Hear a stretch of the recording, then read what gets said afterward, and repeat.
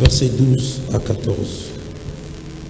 Ce n'est pas que j'ai déjà remporté le prix ou que j'ai déjà atteint la perfection, mais je cours pour tâcher de les saisir, puisque moi aussi j'ai été saisi par Jésus-Christ. Frère, je ne pense pas l'avoir saisi, mais j'ai fait une chose, oubliant ce qui est en arrière et me portant vers ce qui est en avant. Je cours vers le but pour remporter le prix de la vocation céleste de Dieu en Jésus-Christ. Nous tous donc, qui sommes parfaits, ayons cette même pensée, et si vous êtes en quelque chose, en quelque point de notre vie, Dieu vous éclairera là-dessus. Amen. Avec politesse, regarde à gauche et à droite, apprécie la créature qui est à tes côtés et prononce quelques paroles de bénédiction en sa faveur.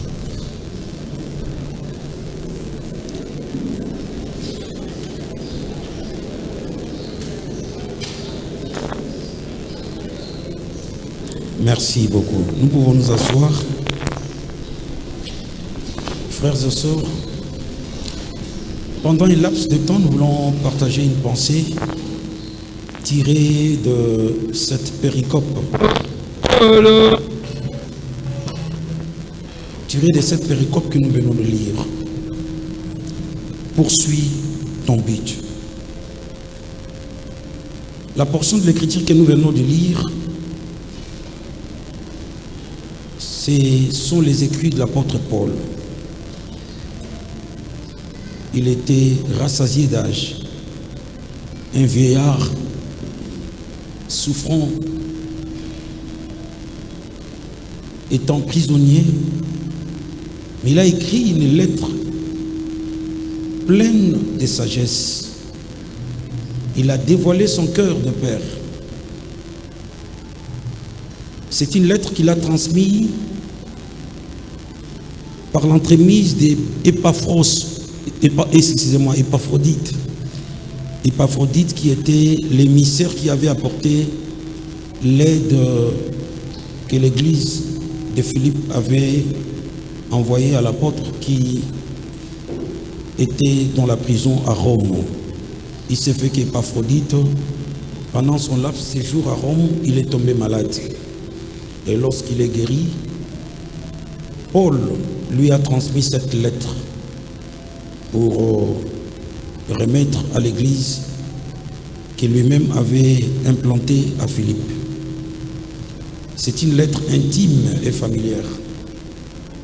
Le grand apôtre a éprouvé le besoin d'épancher son cœur qui était plein. Il avait besoin d'épancher son cœur avec simplicité. Là, ce n'est pas un théologien qui enseigne, mais c'est plutôt un chrétien expérimenté qui fait une sorte de testament verbal. Et là, il dévoile les secrets de sa réussite. Il partage avec courage même ses souffrances pour motiver les autres. Atteindre ce degré de maturité, ce n'est pas donné à tout le monde. Cette lettre, il écrivait sous les chaînes, avec les cèpes qui cadenassaient ses deux pieds. Je crois que ce n'est pas lui qui a écrit, il dictait, parce qu'il était enchaîné. Il nous dévoile les secrets de la vie chrétienne. En lisant Paul, j'ai compris que la vie chrétienne est une sorte de symphonie où chacun de nous est appelé à jouer sa partition. Chacun de nous a une page à écrire pour remplir sa part de contrat en tant que commissionnaire de Dieu. Nous ne sommes pas venus sur la terre comme par hasard. Nous avons tous, petits et grands, riches et pauvres, une mission accomplie sur la terre pendant le temps de notre pèlerinage. La vie, ce n'est pas toujours une symphonie où on doit jouer sa partition. C'est aussi une arène, d'après ce que j'ai compris, quand je pénètre la pensée de l'apôtre Paul. C'est aussi une arène de compétition où les gens sont appelés à courir et à remporter le prix. Il a utilisé la métaphore des Jeux olympiques qui ont commencé déjà à Rome. Il était à Rome comme prisonnier, mais il avait l'information comment est-ce que les choses s'est passées. Et il prend la métaphore des Jeux olympiques pour nous motiver en tant qu'athlète spirituel à persévérer avec détermination pour remporter le prix. Bien-aimés frères et sœurs, le succès dans la vie appartient au plus rapide. Parce que l'athlète qui est couronné, c'est l'athlète qui a respecté les règles du jeu et qui a couru plus vite que les autres. Le succès donc appartient au plus rapide. Je ne parle pas au plus pressé. Ne confondez pas la rapidité avec la précipitation. La rapidité ici, j'entends par la rapidité la promptitude de comprendre les choses et de le mettre en pratique. La manière d'anticiper l'avenir, si bien qu'on vit dans le présent, on anticipe le futur et on établit un plan, on fraye un chemin ou un itinéraire pour atteindre ses buts ou pour accomplir ses plans. Nous sommes appelés, pendant le laps de temps que Dieu nous a donné, d'écrire la belle histoire racontée par Dieu et de jouer un rôle prépondérant en tant qu'acteur principal pour écrire la belle histoire de Dieu et remplir notre compte en tant que commissionnaire de Dieu. Mais on doit d'abord comprendre le but de sa vie. C'est ce que nous appelons dans un langage purement pentecôtiste et évangélique la vision. La vision, c'est simplement la compréhension du but de ta vie. Et là où le but n'est pas bien compris, les habits seront inévitables. Là où le but n'est pas bien compris, on sera touche à tout. On va se distraire en s'engageant dans tout et on va perdre le repère et on passera à côté de l'essentiel. C'est important dans la vie, comprendre qui tu es, qu'est-ce que tu as et où tu es en train de te diriger. Tu vas établir un petit programme, une sorte de cahier de charges que tu dois remplir. Sinon, vous allez jouer un rôle de figuration. Vous passerez à côté de la plaque de l'histoire. Et votre mort, ça sera une manière de vous effacer dans l'histoire. Je peux connaître mon origine par l'histoire racontée par mes prédécesseurs. Mais j'ai besoin de la révélation pour comprendre mon futur. La révélation, c'est une étincelle de lumière que Dieu me donne pour voir les choses telles que lui-même le voit. C'est la manière de comprendre le programme de Dieu. C'est une manière de pénétrer la pensée de Dieu et d'accomplir ce que Dieu attend de vous. La révélation, c'est l'éclairage, le dévoilement, la compréhension. La Bible dit, c'est par ta lumière que nous voyons la lumière. Que Dieu nous envoie la lumière, que nous comprenions. C'est pourquoi nous avons été envoyés sur la terre des vivants. La Bible dit, le riche et le pauvre se rencontrent, mais c'est Dieu qui éclaire les yeux de l'un et de l'autre. Je prie pendant que je suis en train de prêcher, que le Seigneur éclaire les lanternes de quelqu'un, que Dieu éclaire les yeux spirituels de quelqu'un, pour que tu puisses comprendre ce que Dieu attend de toi. Tu n'es pas n'importe qui. Tu es le fruit du génie créateur de Dieu. Dieu n'a pas une autre personne que toi. pour accomplir ce que lui-même a prévu, pour matérialiser les rêves que lui-même a fait. Dieu a besoin de toi, non pas seulement comme un fils, mais aussi comme un partenaire, comme un coéquipier, comme un collaborateur, pour ne pas dire associé, afin qu'il puisse matérialiser toutes les décisions souveraines qu'il a prises depuis les temps anciens, avant que le monde ne soit monde, qu'il a assigné dans le livre de la prédestination. Et il a opéré un choix judiciaire en te choisissant toi comme l'instrument au travers duquel il va accomplir. Encore faut-il que tu sois conscient de ce que tu es, de ce que tu as, de l'endroit où tu es en train de te diriger. Bien-aimés frères et sœurs,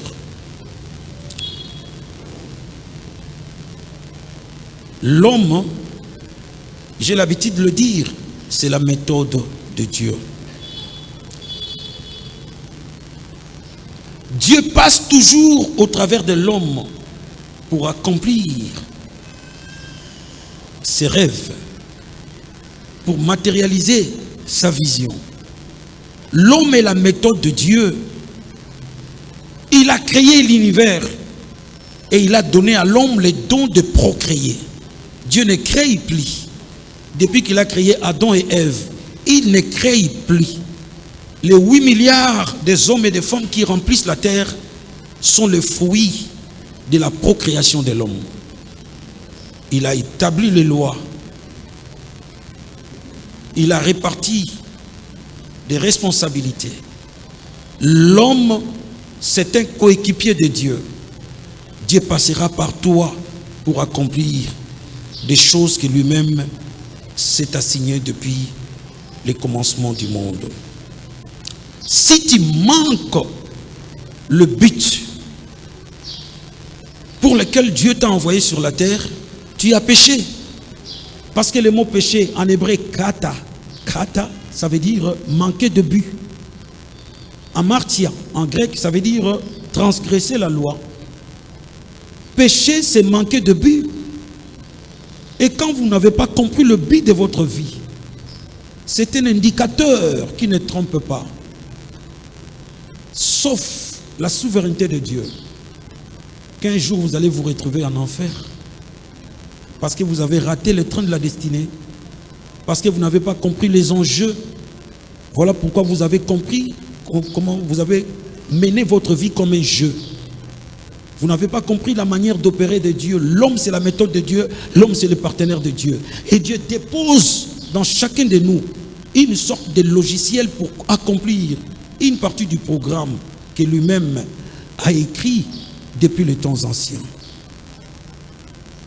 L'échec dans la vie, ce n'est pas manquer du travail aujourd'hui. L'échec dans la vie, ce n'est pas crever de faim aujourd'hui. L'échec dans la vie, la grande tragédie qui traduit vraiment l'échec, c'est le fait de ne pas comprendre le but de sa vie. Si tu vois une peau de banane qu'on a jetée quelque part, entourée par des mouches et qui exhale une mauvaise odeur parce qu'elle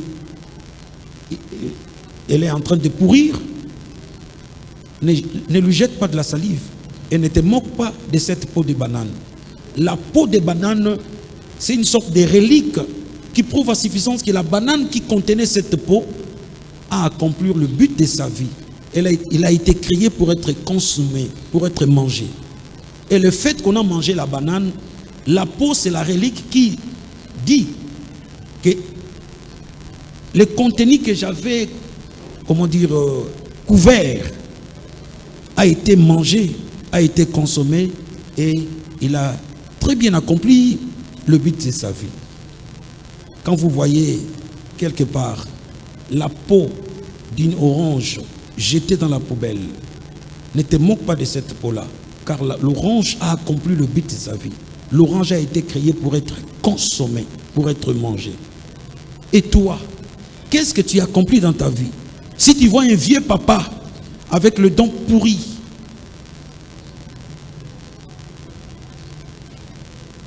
ne te moque pas de lui. Peut-être il a rempli sa part de contrat. Il a scolarisé les enfants qui se retrouvent maintenant en Europe.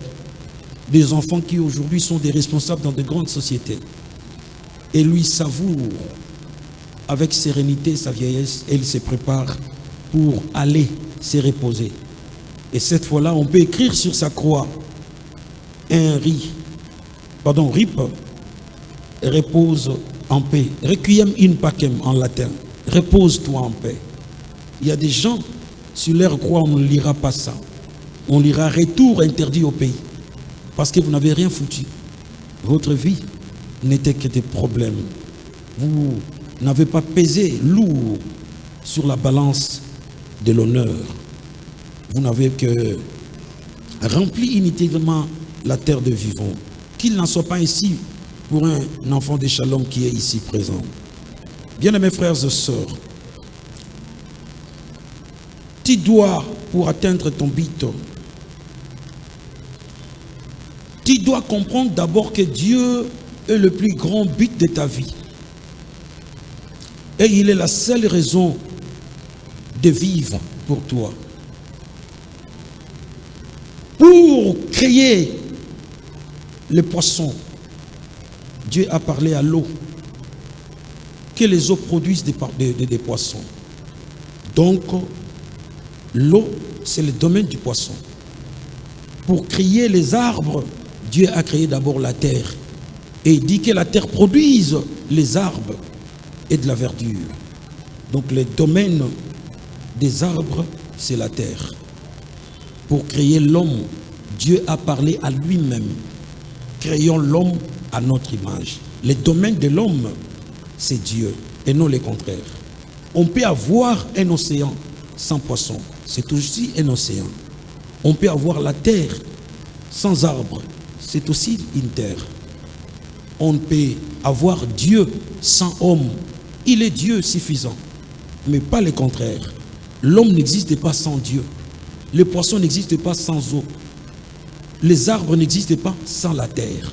Donc Dieu est notre domaine. On ne peut pas vivre sans Dieu.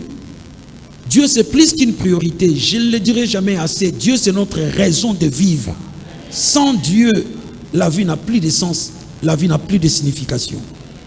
Que Dieu soit ta raison de vivre. La seule raison de vivre. Que Dieu ne soit pas la première priorité. Qu'il soit plus qu'une priorité. Parce que j'ai l'habitude de le dire que les priorités changent d'après les circonstances. Priorité 1 peut devenir priorité 10. Dieu n'est pas une priorité. Dieu c'est notre seule raison de vivre. Qu'il soit le seul but à atteindre et que le ciel soit le premier but à atteindre. Que servirait-il à un homme de tout gagner de perdre son âme? Le ciel, c'est notre domaine. Nous devons vivre pour qu'un jour nous puissions trouver notre séjour au ciel. Bien-aimés frères et sœurs, que Dieu soit votre but primordial. Deuxièmement, vous devez avoir la conscience de la réussite avec Dieu. Nous portons sa marque. Dieu a une réputation à sauver parce que nous sommes un autre lui-même. Nous portons ses empreintes. Nous sommes un autre lui-même. Nous avons été créés à son image. Dieu est l'élément essentiel dans l'arithmétique du succès. Si vous voulez réussir, associez Dieu dans toutes vos entreprises. Je parle de la conscience de la réussite avec Dieu. N'entre pas dans une affaire. Ne t'engage pas dans un business sans avoir les quitis de Dieu, sans avoir la compagnie de Dieu, sans avoir les soutiens de Dieu. La Bible dit, recommande ton sort à Dieu, mets en lui ta confiance et il agira. Dans tout ce que tu fais, recommande-toi à Dieu et associe Dieu dans tout ce que tu fais. Tu seras contraint à la réussite. Parce que Dieu garantit déjà le succès. Sa présence, rien que sa présence, garantit le succès. Troisièmement, il faut oublier ce qui est en arrière. Paul a dit quelque chose. Oubliant ce qui est en arrière, je cours vers le but afin de remporter la couronne. Vous savez, un autre obstacle qui nous empêche à aller vers le succès, c'est la nostalgie des anciens succès. Il faut savoir oublier les anciens succès, sinon vous serez déconnecté de la réalité. Oubliez les anciens succès, ça peut être un grand piège pour vous. Mais souvenez-vous toujours des anciens échecs, ça peut être une école de sagesse.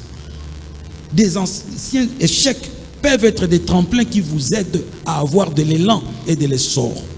Parce que je l'ai dit, je viens de le dire tantôt, que l'échec c'est une grande école de perfection. Ça vous enseigne à reprendre et à faire mieux qu'avant. Car la répétition est la mère de la science. Quelqu'un qui a échoué ne délasse pas, n'abandonne pas, persévère avec détermination, reprend encore. Celui qui répète une chose 2 fois, même c'est ennuyant de répéter une chose 2 fois, mais vous gagnez en expérience. L'échec, ça veut dire que je n'ai pas réuni toutes les conditions pour réussir. Je reprends encore. L'échec m'aide à me corriger. N'oublie jamais des anciens échecs, mais oublie des anciens succès. Tu tomberas dans le syndrome d'arrivisme. L'arrivisme, ça veut dire je suis déjà arrivé, ça n'est fini. Ah. Apollo 11, c'était encore dans quelle année, j'ai oublié? Vers les années 60, si je ne me trompe pas.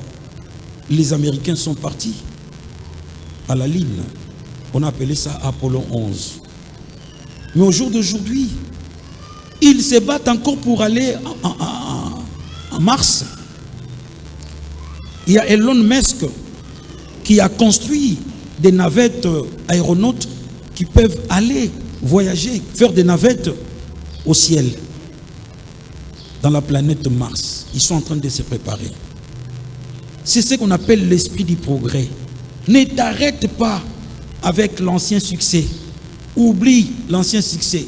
Fournis encore plus d'efforts pour avoir d'autres succès. Tu as conquis des territoires, fournis encore plus d'efforts pour conquérir, excusez-moi, d'autres territoires. C'est ce que moi j'appelle l'esprit du progrès. La générosité concurrente qui te laisse insatisfait, inassouvi, jusqu'à ce que tu atteignes le but final, jusqu'au point d'atteindre le degré final ou encore le but que vous vous êtes fixé. C'est important, bien aimé, avoir l'esprit du perfectionnisme, d'aller toujours plus loin. Ne te satisfais pas des moindres résultats. Vous voyez la parabole de 100 brebis. Ce papa a perdu une seule brebis. Il avait la majorité avec lui. Il pouvait bien jouir de cette majorité. Il n'a perdu qu'une petite minorité. Une seule brebis qui était perdue. Il a gardé 99. Mais non, il a abandonné les 99 au risque même de tout perdre. Il est allé en quête de la brebis perdue. Dès qu'il a retrouvé la brebis, il vient, il organise la fête. Deuxième parabole, parce que ce sont des paraboles superposées. Deuxième parabole que Jésus avait proposée, toujours dans la même pensée. Il parle d'un homme qui avait 2 fils. Le plus piètre, le plus jeune, qui était le plus mauvais, est parti. Quoi de plus normal de se débarrasser de ces mauvais enfants. Mais ce garçon est parti. Ce papa est resté toujours en attente de cet enfant. Le jour où l'enfant prodigue est retourné à la maison, ce papa a organisé une grande fête. La troisième parabole, c'est la parabole de la drachme perdue. Cette maman avait 10 drachmes. Elle n'a perdu qu'une seule drachme. Elle avait encore 9. Elle pouvait dormir toute la nuit. Non, elle s'est privée du sommeil pour chercher la drachme. Avec sa lampe tempête, elle balayait toute la maison. Toute la nuit durant, elle ne faisait que chercher la drachme. Dès qu'elle a retrouvé la drachme, elle a organisé une fête. Ces 3 paraboles, ce sont des faits imaginaires. Ça n'a jamais eu lieu. Jésus l'a proposé à ses contemporains pour insinuer le message de la célébration des grandes choses. Ce papa a a organisé la fête parce qu'il a retrouvé la totalité. Il avait la majorité. 99, c'est une grande majorité. Mais il était insatisfait. Il va voir le reste pour qu'il puisse avoir la totalité et organiser la fête. Nous célébrons avant. Je sais que tu as eu beaucoup, mais ce n'est pas tout. Ce n'est pas tout ce que Dieu avait prévu. Je sais que tu nous as laissé loin. Tu as fait beaucoup d'avancées, mais tu n'as pas encore atteint la ligne d'arrivée. Tu n'as pas encore atteint le but. Alors, pour ce faire, continue à persévérer avec détermination. Continue à travailler mordicus pour atteindre le but. Que les applaudissements puissent être simplement une bouffée d'oxygène qui t'encourage d'aller encore plus loin. Ne t'arrête pas sur les applaudissements des gens. C'est un piège. Les éloges, des paroles d'adulation, des paroles d'honneur, des paroles de félicitations doivent te challenger. Ça doit te défier encore davantage. Considère toutes ces paroles-là comme un défi à relever et non comme résultat atteint, comme couronne déjà portée. Non, reste insatisfait. Tu as eu 1000, cherche 1 million. Tu as eu 1 million, cherche 1 milliard. Tu as eu 1 milliard, cherche 1 billion. C'est comme ça que tu peux creuser l'écart entre toi et monsieur tout le monde. Sans te rendre compte, tu es en train de monter d'une manière fulgurante et tu laisses les autres plus loin. C'est cet esprit qui a fait des Américains, les hommes les plus puissants de la terre. Ils se considèrent comme toujours le meilleur. Ils souffrent d'un complexe de supériorité parce qu'ils restent toujours insatisfaits malgré tout ce qu'ils ont déjà accompli jusque-là. Et c'est cet esprit qui a fait des grandes nations développées, qui se sont développées aujourd'hui, des nations puissantes, entre autres la Chine et la Russie. Ils sont insatisfaits. Vous voyez, la Chine a envoyé une sonde à la planète Mars. Ce que personne n'a jamais accompli jusque-là. Vous voyez la guerre, comment elle devient de plus en plus des guerres électroniques et des guerres intelligentes. Ce n'est plus les soldats des troupes au sol qui combattent, c'est aussi l'intelligence artificielle qui agit. Aujourd'hui, vous engagez dans une guerre moderne, il faut avoir un maximum d'intelligence pour savoir manipuler des armes sophistiquées qui marchent avec l'informatique, qui marchent avec l'intelligence artificielle. Nous, on reste là.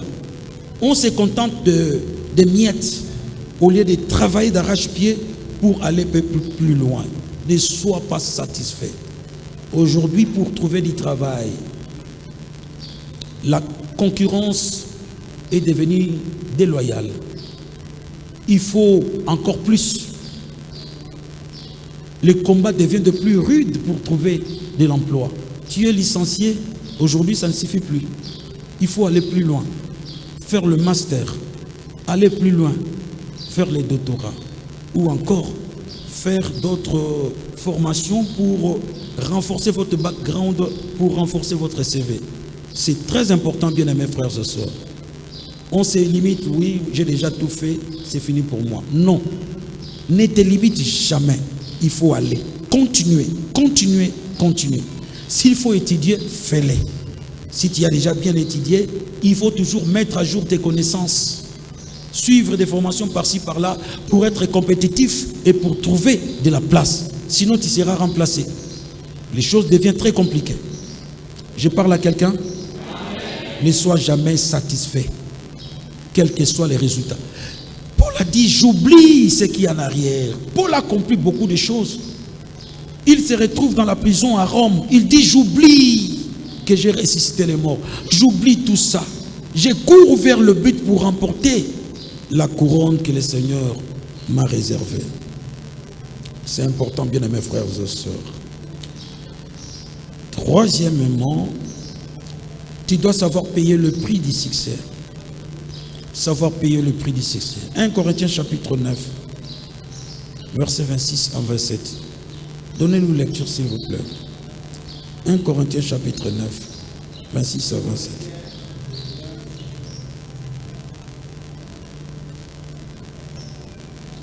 « 26 à 27. 9. 1 Corinthiens 9.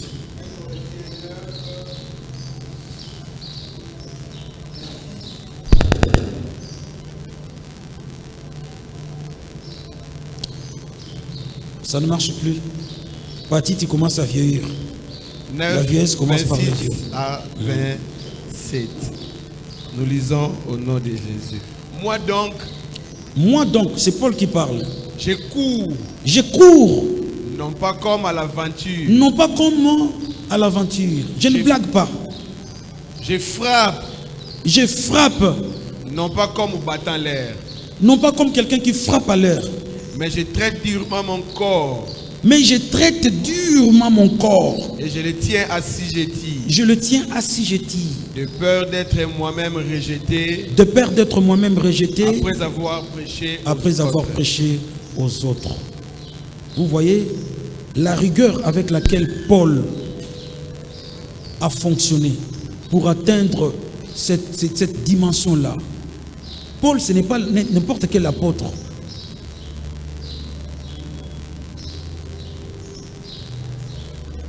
Regarde sa carrure spirituelle. Là, il dévoile les secrets que je suis un homme discipliné. Je traite durement mon corps. Donc, le prix somptueux du succès, c'est le sacrifice additionnel. Même Dieu lui-même, pour être Dieu, il paye le prix de la divinité. Il est invisible. Ce n'est pas facile d'être Dieu. Tu as tout créé. Les gens t'adorent, mais ils ne te voient pas. Ça fait plusieurs années que Dieu est Dieu. Il ne se laisse pas voir. Les yeux humains ne peuvent pas le voir. Ce n'est pas facile d'être Dieu. Il a payé le prix de l'invisibilité. Si c'était toi à la place de Dieu, tu allais pratiquer les matuvi, les matalana.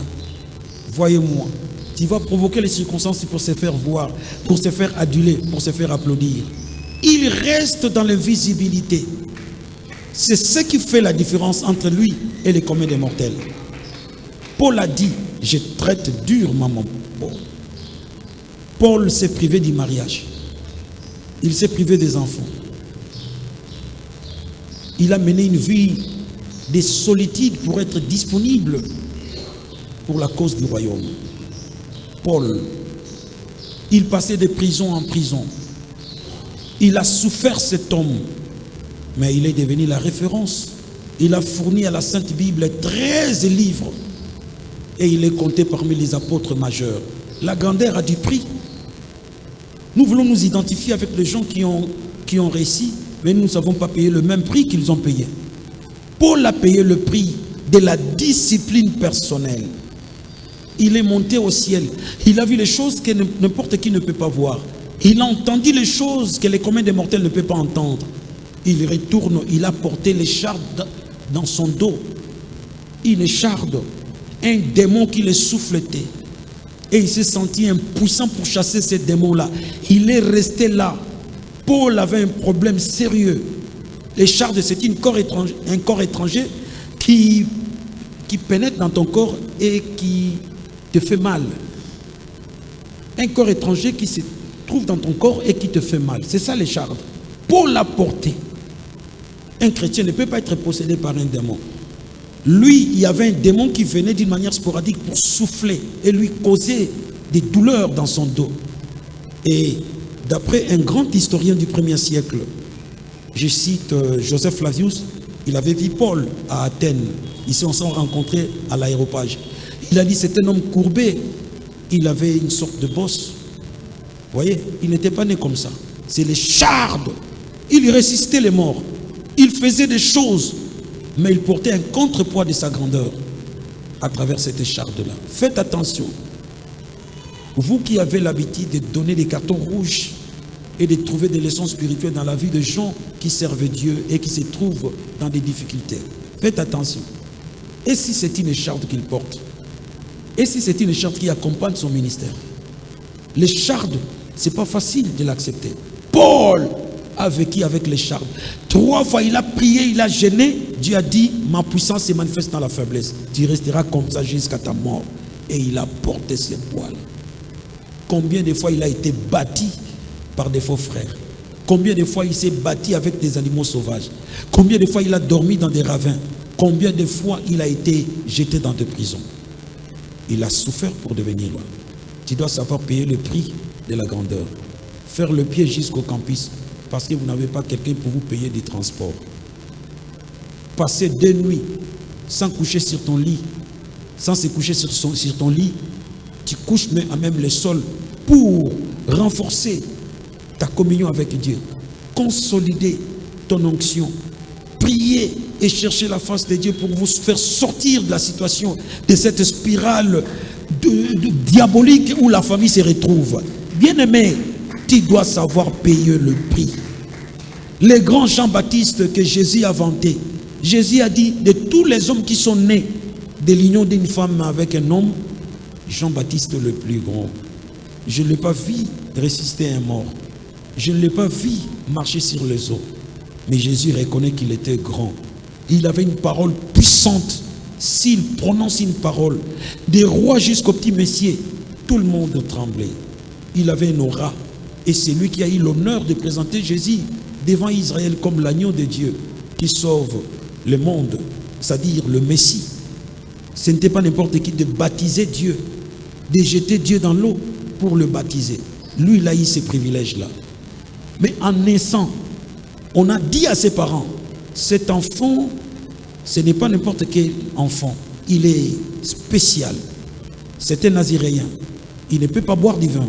Il ne peut pas couper le cheveu. Il restera comme ça. L'enfant a obéi. Jean-Baptiste ne prenait pas du vin.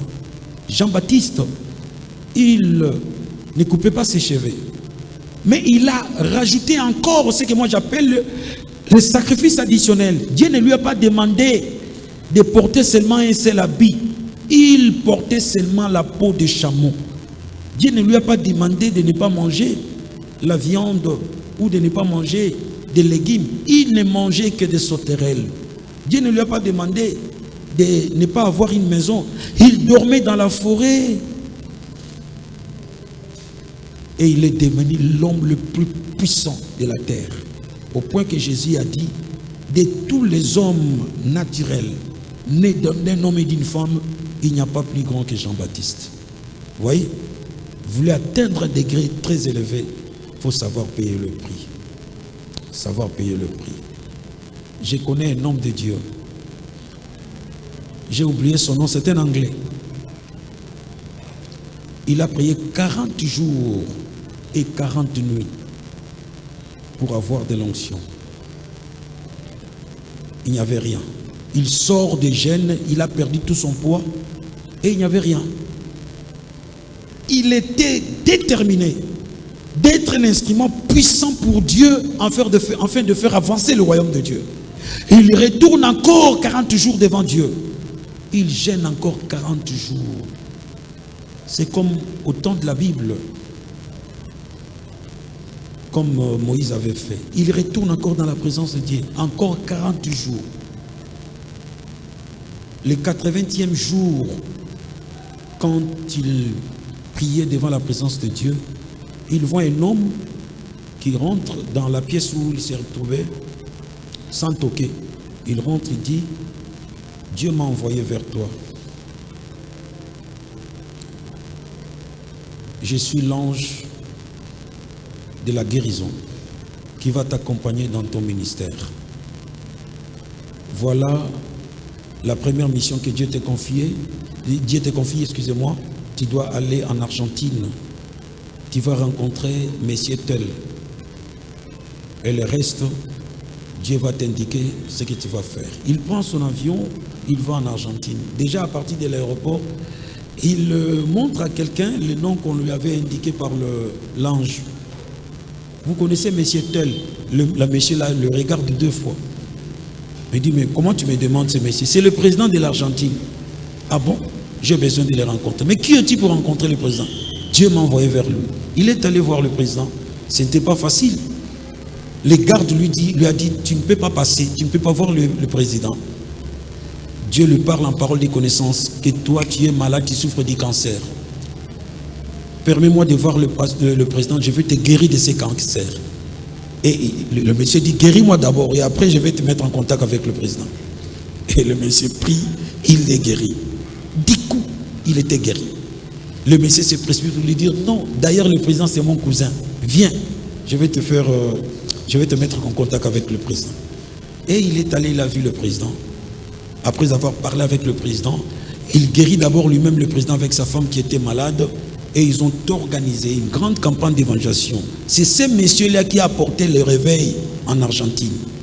Les stades pleins à craquer. Il a guéri des milliers de gens. Des paralytiques, n'en parlons même pas. Ce monsieur était un homme puissant. Mais ce n'est pas venu comme ça, comme par hasard. Il a payé le prix. Il a payé le prix. Nous voulons ressembler aux gens qui ont réussi. Mais très souvent, nous ne sommes pas prêts à payer le prix pour devenir comme eux.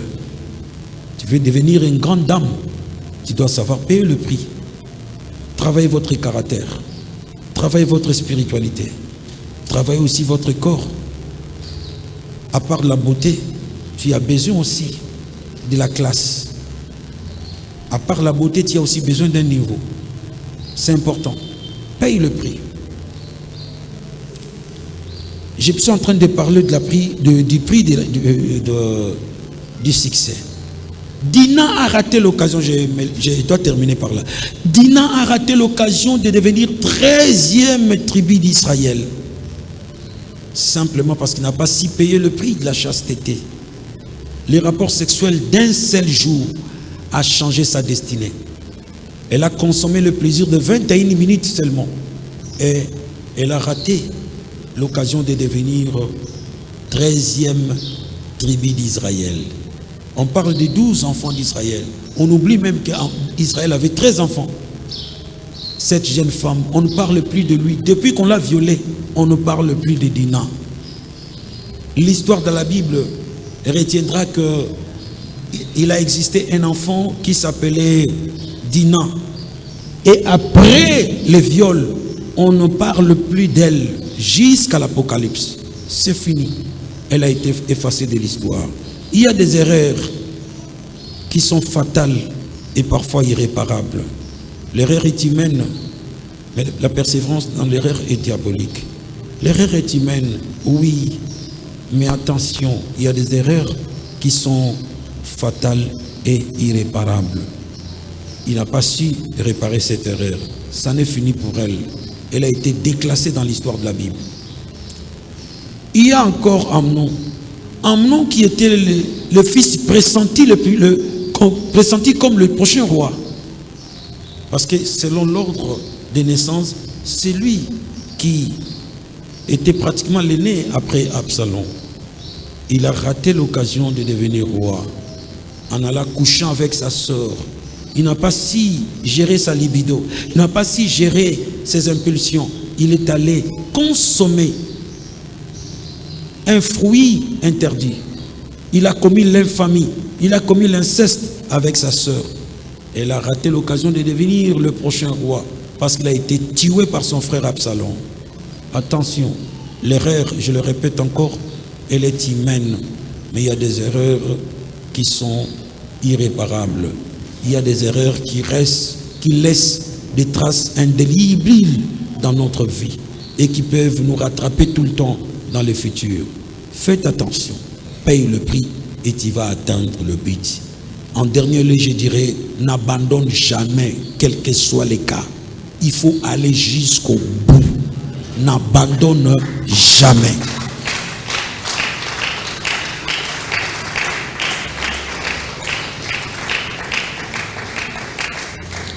Que les paroles de tes détracteurs soient une sorte d'encouragement. Les gens qui te critiquent peuvent faire de toi un homme puissant. Pénina a fait de maman, c'est qui encore? Anne, une intercesseuse. La Bible dit, elle l'a mortifiée pour la pousser à la prière. Non, il ne l'a pas fait avec amour. C'est une rivale. Elle l'a mortifié pour la nuire encore davantage. Ah, Pénina a compris. Anne a compris. Les paroles méchantes qui sortaient de la bouche de Pénina l'ont poussé à trouver la solution. Ces paroles l'ont poussé vers Dieu dans la prière. Elle a prié avec détermination. Et Dieu lui a donné Samuel. N'abandonne pas. Tu as fait déjà un long chemin. Tu n'es pas loin du but. Tu n'es pas loin de la solution. Tiens bon. Ce qui a fait de l'armée de Hitler l'armée la plus puissante, quand ils rentrent dans un pays, ils coupent le pont derrière pour dire que nous n'allons pas sortir. Nous sommes contraints, condamnés à gagner cette guerre. Ils traversent un pont, ils coupent le pont pour dire nous n'allons plus rentrer. Nous voulons conquérir ces territoires-là. Il faut savoir couper le pont. Quand vous dépassez, vous coupez le pont pour dire je dois avancer, je ne recule jamais.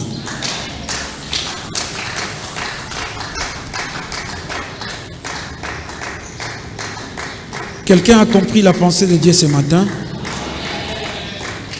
Ne recule jamais. Poursuis ton but, quels que soient les obstacles. Tiens bon, le Seigneur agira.